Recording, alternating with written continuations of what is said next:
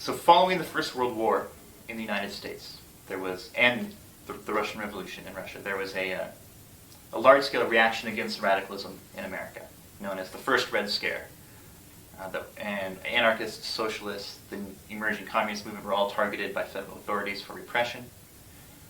Amongst those who ended up being swept up in this campaign in 1919 were two then obscure Italian immigrant anarchists, Nicola Sacco and Bartolomeo Vanzetti. They were both rank-and-file militants within the Italian-American movement. They belonged to one particular wing of the Italian movement, a wing that closely identified itself with a man named Luigi Galliani, who was a renowned anarchist speaker and writer, an ardent revolutionist who promoted violent revolution and insurrection, and was opposed to formal organizations, including labor unions. He viewed it as inherently bureaucratic and therefore authoritarian.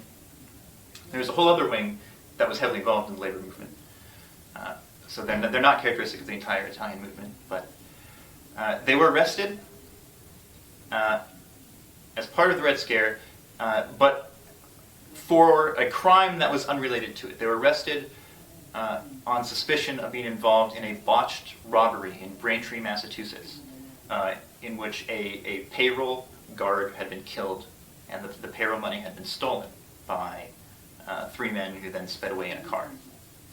Now, there was all sorts of conflicting testimony, eyewitness testimony, some of which variously identified one or both of the men at the scene, but in different roles.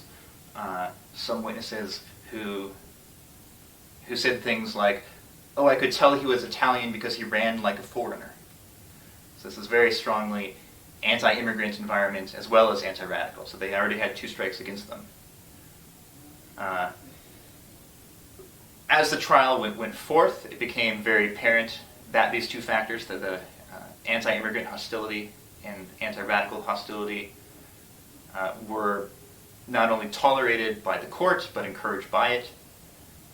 The testimony of other fellow Italian immigrants, who, for instance, a number of whom testified that they had seen, that Vanzetti, who at the time was working as a fish peddler, had sold them eel that day. He was nowhere near the scene of the crime, but all of that testimony was discounted out of hand by the jury, which of course was not made up of immigrants. It was made up of all white, native-born American men. The trial, which again never established a credible case against these two men, dragged on. They were found guilty, but then the appeal process, the appeal process dragged on for another 8 years, and the case garnered more and more national and then international attention as it became more and more apparent that there was no real case here.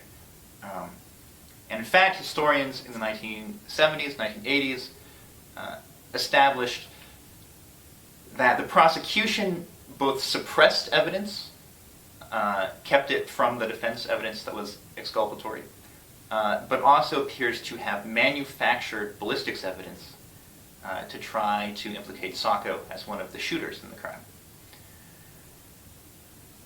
By 1927, this had become an international cause, and you had Sacco and Vanzetti protest meetings occurring across Europe, Latin America, and Asia. It was a trial of the century. Despite this, their guilty sentence was upheld. The Supreme Court of the United States refused to hear the case, and they were both sent to the electric chair in 1927, adding to the ranks of anarchist martyrs and those who were crushed by the power of the state for both being born in the wrong place and believing the wrong thing.